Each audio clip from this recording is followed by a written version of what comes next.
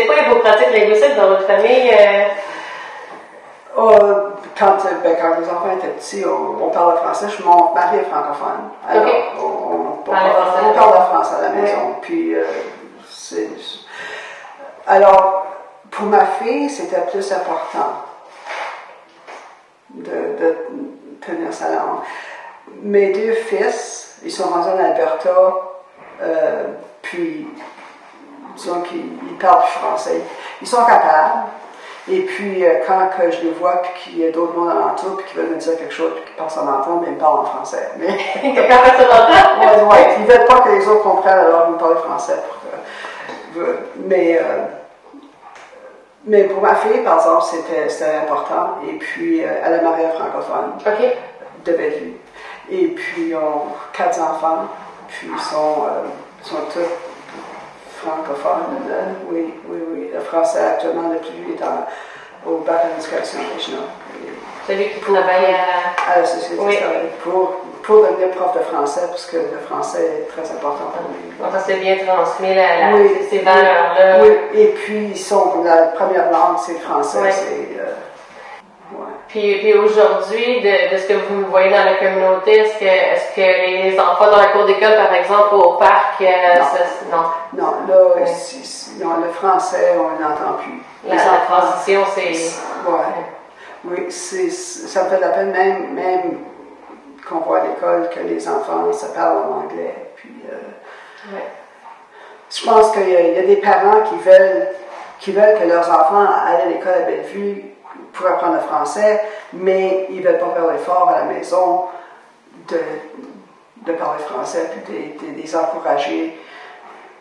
Parce que si les parents veulent que les enfants parlent français, ils vont le parler, parce qu'ils vont les faire écouter des émissions en français, ils vont les faire lire des livres en français, ils vont les encourager de parler français, ils vont tout faire. Puis c'est de parler le français dans d'autres contextes aussi que juste l'école. C'est ça. Oui. Donc, ce que vous remarquez, c'est que les familles remettent la responsabilité beaucoup sur l'école. Ouais. Et puis, tu ne peux pas apprendre le français entre 9h et 3h30.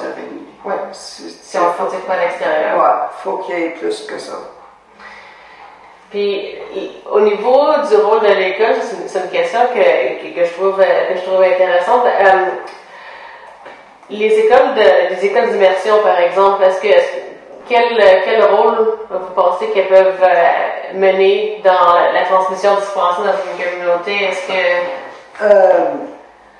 Encore, les écoles d'immersion, oui, il y a beaucoup de familles anglophones qui envoient leurs enfants.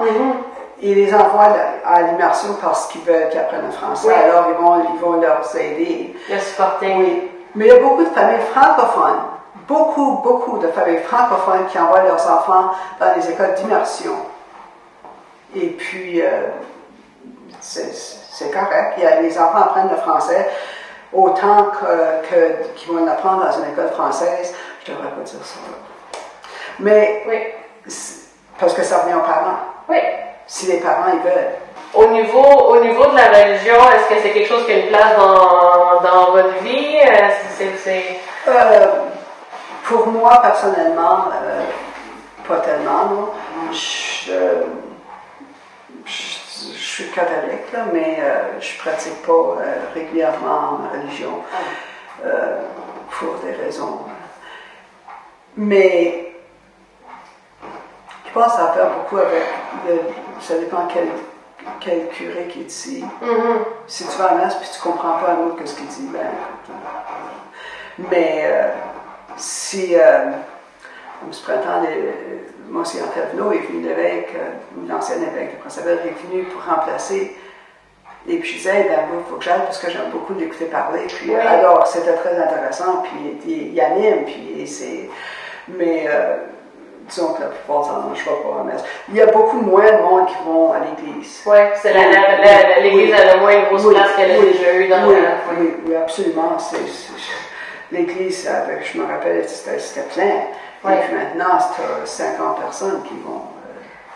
Pour vous, c'est quoi l'avenir du français en Saskatchewan? Comment vous voyez ça de votre... Oh!